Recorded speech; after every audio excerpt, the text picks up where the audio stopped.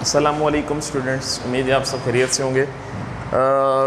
Students, जैसा कि आपको लेक्चर अब तक वसूल हो चुके होंगे, नंबर ऑफ़ मोल्स क्या होता है कि नंबर ऑफ़ मोल को थोड़ा सा रिपीट कर देता हूँ कि चले मैं आपको थोड़ा सा ना इससे पहले मैं आपको एक और चीज़ बता देता हूँ कि एटॉमिक मास क्या होता है।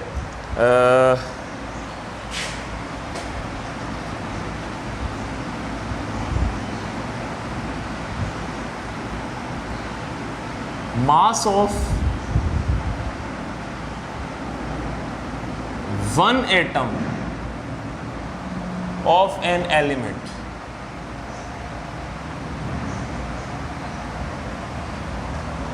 किसी भी एक एटम के मास को एटॉमिक मास कहते हैं और इसको ना हमेशा कंपेयर किया जाता है कार्बन 12 के साथ। अभी मैं आपको जैसे बता देता हूं कि कार्बन 12 है। अब कार्बन को इन्होंने 12 AMU के इक्वल ले लिया। कार्बन को इन्होंने 12 AMU एटॉमिक मास यूनिट के इक्वल ले लिया क्योंकि इनको तमाम एलिमेंट्स के मासेस निकालने थे। जब इन्होंने कार्बन को तमाम यानी कार्बन के एक एटम को इन्होंने 12 एटॉमिक मास यूनिट के इक्वल ले लिया तो उसके बाद क्या किया इन्होंने, उसके बाद इस तरह से किया कि 12 AMU यानी 12 एटॉमिक मास यूनिट है। अब तमाम एलिमेंट्स को कार्बन से कंपेयर करना शुरू कर दिया। तमाम एलिमेंट्स को कार्बन से कंपेयर करना शुरू कर दिया। अब मैग्नीशियम को चेक किया गया, मैग्नीशियम कार्बन से डबल है तो मैग्नीशियम को जनाबे वाला इन्होंने कर दिया 24 AMU। अब इसी तरह क्लोरीन तकरीबन 3 गुना बढ़ा है, तकरीबन, तो इसको कर दिया, क्लोरीन को कर दिया 35.5 AMU। Students of class 9th, एक बात याद रखिएगा बेटा, कार्बन यानी कि किसी भी एलिमेंट के एक एटम का मास, जैसे बिलफर्ज अगर मैं लेता हूँ एक एलिमेंट लेता हूँ कार्बन जिसके तमाम एटम आइडेंटिकल हैं, इसके जिस चीज़ के तमाम एटम आइडेंटिकल हो वो एलिमेंट कहलाता है। आइडेंटिकल का मतलब होता है हर लिहाज से सेम। कोई भी ऐसी चीज़ जिसके अंदर तमाम के तमाम एटम सेम हो उसे कहते हैं एलिमेंट। उसे क्या कहते हैं बेटा, उसे कहते हैं एलिमेंट। कोई भी ऐसी चीज़ जिसके तमाम के तमाम एलिमेंट सेम हो उसे एलिमेंट कहते हैं। एक एटम सेम हो उसे एलिमेंट कहते हैं। कोई भी ऐसी चीज़ जिसके तमाम के तमाम एटम्स आइडेंटिकल हो, आइडेंटिकल का मतलब क्या होता है, आइडेंटिकल का मतलब होता है हर लिहाज से सेम। अब आप देखें ये सारे एक चीज़ है, एक सब्सटेंस है, एक चीज़ है, उसके अंदर सारे एटम कौन से, carbon carbon carbon carbon carbon carbon, तमाम एटम कार्बन के हैं, जिसकी वजह से, मैं दोबारा रिपीट कर रहा हूं, तमाम एटम कार्बन के हैं जिसकी वजह से आप ये देखें, मैं इसको एलिमेंट कहूँगा बेटा, मैं इसको क्या कहूँगा, मैं इसको एलिमेंट कहूँगा। आई एम रिपीटिंग बेटा, अगर मैं कहूँ कि ये एक एलिमेंट है तो ये गलत नहीं होगा क्योंकि ये एक ऐसी चीज़ है, एक ऐसा सब्सटेंस है जिसके तमाम के तमाम एटम्स आइडेंटिकल हैं। मैं रिपीट कर रहा हूँ, ये एक ऐसी चीज़ है जिसके तमाम के तमाम एटम्स आइडेंटिकल हो। तो स्टूडेंट्स, आप लोगों ने एक बात याद रखना है, आप मेरे पास ये मार्कर लाते हैं और कहते हैं कि सर इसको चेक करें। अगर मैं चेक करता, बिलफर्ज की बात कर रहा हूँ, ऐसा है नहीं, मैंने चेक किया इसके अंदर सारे के सारे एक एटम, फॉर एग्जाम्पल ये कॉपर का एक टुकड़ा है, अगर ये कॉपर का एक टुकड़ा है, मैं इसके अंदर चेक करूँगा, इसके अंदर सारे के सारे एटम कॉपर Cu के होंगे, तो मैं कहूँगा ये एक एलिमेंट है क्योंकि ये प्योर है, क्योंकि इसके अंदर किसी दूसरे के एटम्स मौजूद नहीं है। लेकिन अगर ऐसा होता, इसके अंदर एक भी एलिमेंट आयरन का आ जाता, एक भी एटम आयरन का आ जाता, तो मैं इसको एलिमेंट नहीं कह सकता। प्यारे बच्चों, एक बात हमेशा याद रखिएगा, एलिमेंट सिर्फ उसको कहा जाता है जिसके अंदर सारे एटम्स उसके जैसे हों, जो कि प्योर सब्सटेंस हो, जैसे हवा में ऑक्सीजन होती है। अब जो ऑक्सीजन है ना, ये प्योर है, ये किसी से मिलकर नहीं बनी। ऑक्सीजन कुदरती तौर पर एक ऑक्सीजन खुद एक एलिमेंट है, उसको तोड़ नहीं सकते।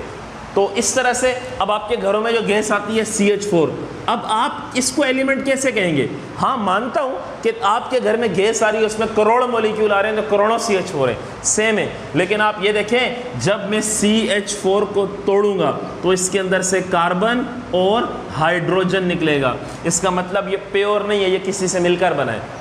तो स्टूडेंट्स, जो है ना, चीज़ें दो तरह की होती हैं, एक या तो वो खुद हो या वो किसी से मिलकर बनी हो।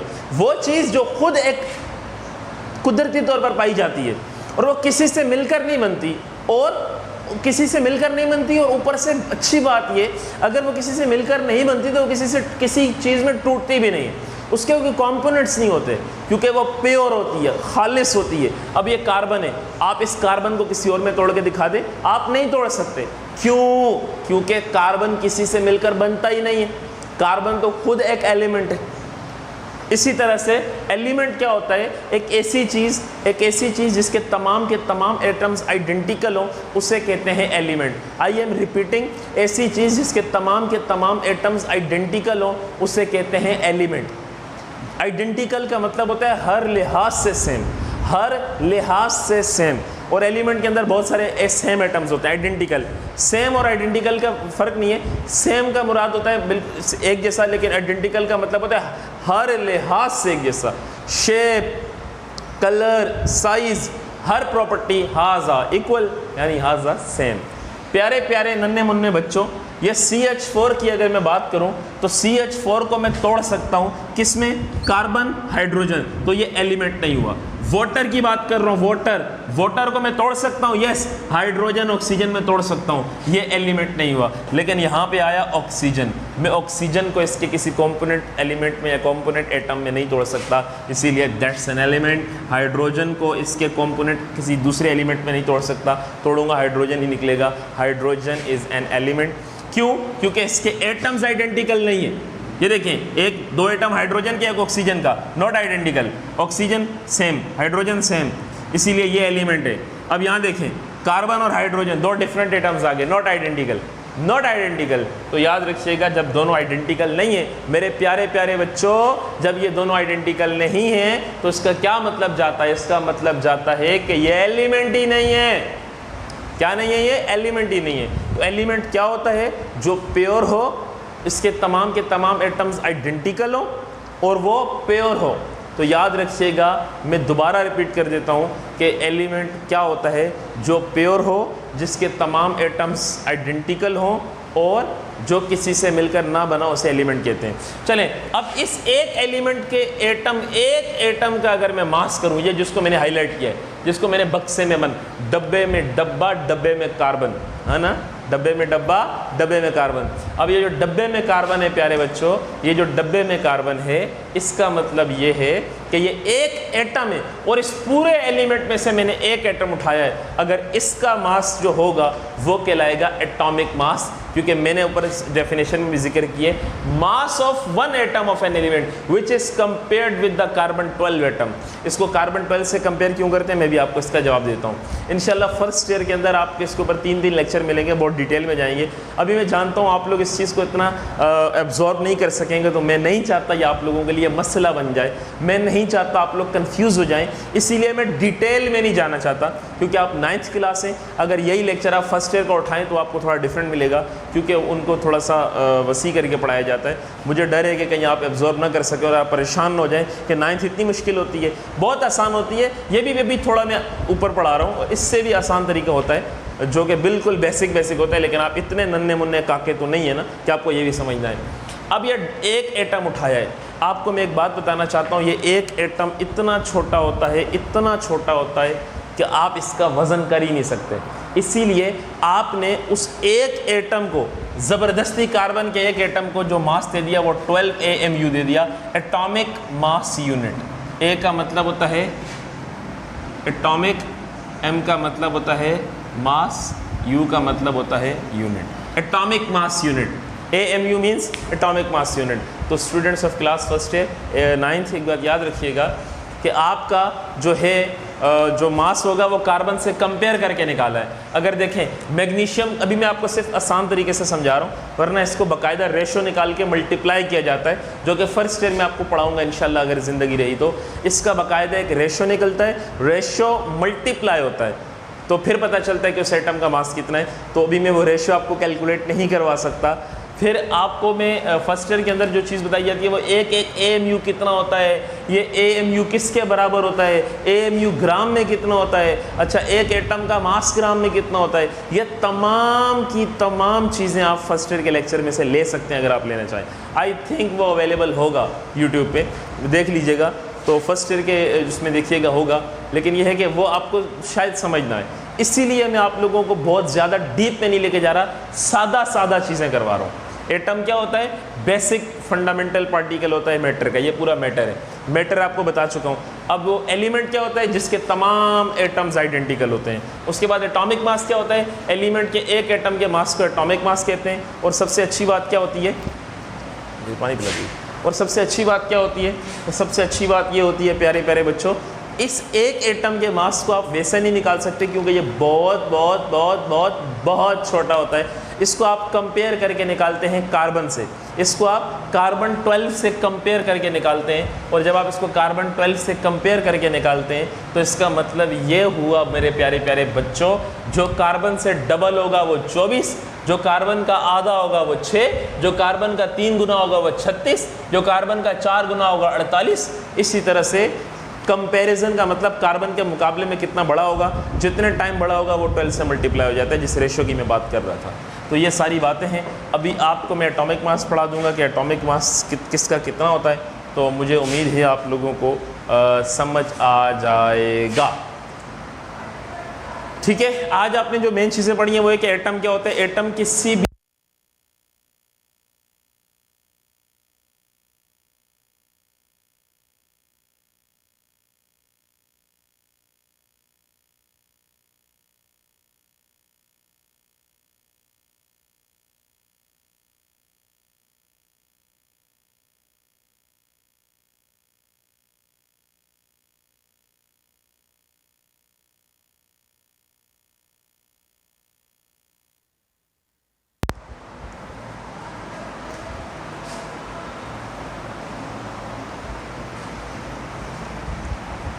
बेटा वो वायर डिस्कनेक्ट हो गई थी, सॉरी, तो आपको आवाज़ नहीं आती, वायर डिस्कनेक्ट हो गई थी।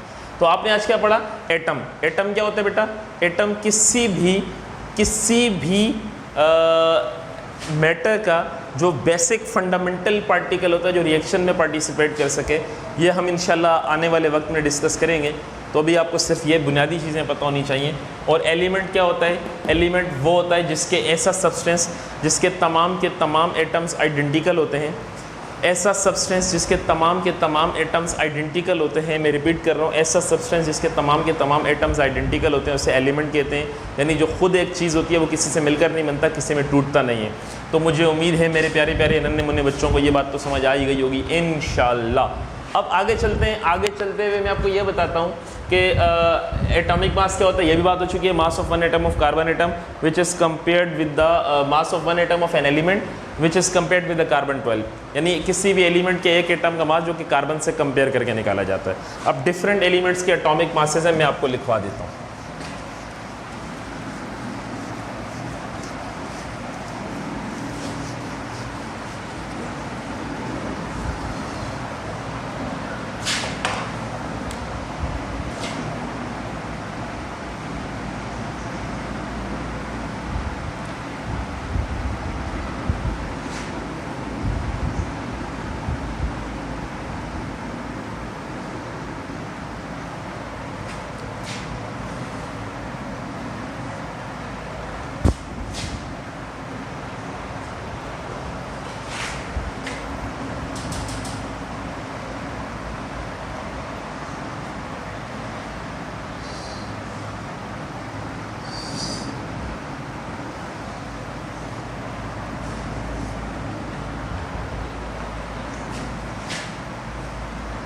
हाइड्रोजन एटॉमिक मास होता है 1।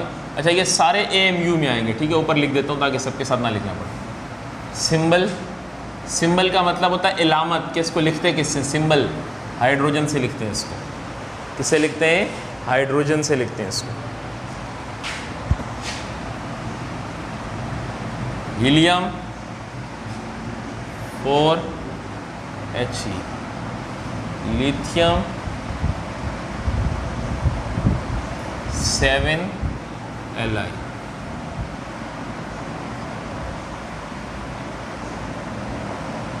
Beryllium 9B, boron 11B, carbon sorry 12C, nitrogen 14N, oxygen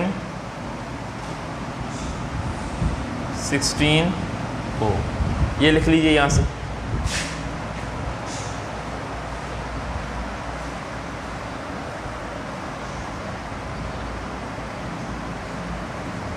fluorine F, यार मैं उल्टा ही लिख रहा हूँ, 19F।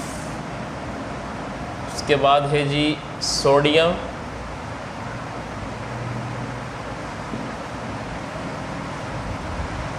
23Na, magnesium 24Mg। ये सबके एटॉमिक मास है, एक एटम का मास इतना होता है। मैंने ऊपर लिख दिया AMU, यानी कि ये सारे AMU में। मैग्नीशियम हो गया, aluminium,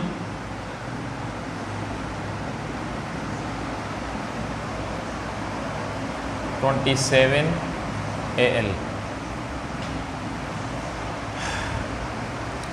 silicon 28Si, phosphorus 31P, sulphur 32S,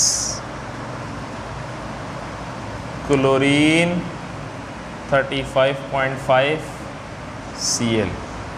ये लिख लिया होगा आप लोगों ने, नहीं लिखा तो अभी वीडियो को पॉज करें और इसको लिखिए।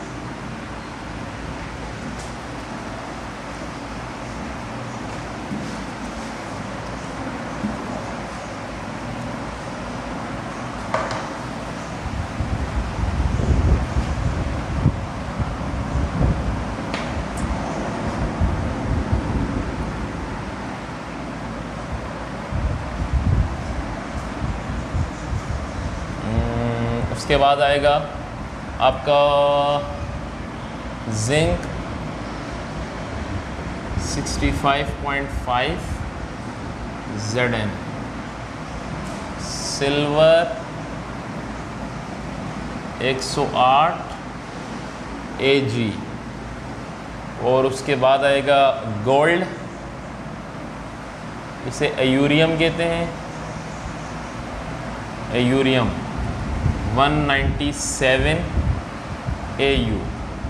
लास्ट आएगा लेड 207 PB। अच्छा, हैं बहुत सारे, मैंने मोस्ट प्रोबेबली वही लिखवाए हैं जो आप लोगों के यूज़ होंगे। हैं बहुत सारे 120 के करीब हैं, तो मैं आपको सिर्फ वही लिखवाए हैं जो आपके यूज़ होंगे आगे चलकर न्यूमेरिकल्स में। तो स्टूडेंट्स, मुझे उम्मीद है आपको अब तक समझ आ गई होगी। इंशाअल्लाह ताला कल एक नए लेक्चर के साथ आपसे फिर मुलाकात होगी। कल तक दीजिए इजाज़त। अल्लाह हाफ़िज़ नासिर, और इस चीज़ को पढ़ के आइएगा कल के लेक्चर में, ठीक है? अल्लाह हाफ़िज़।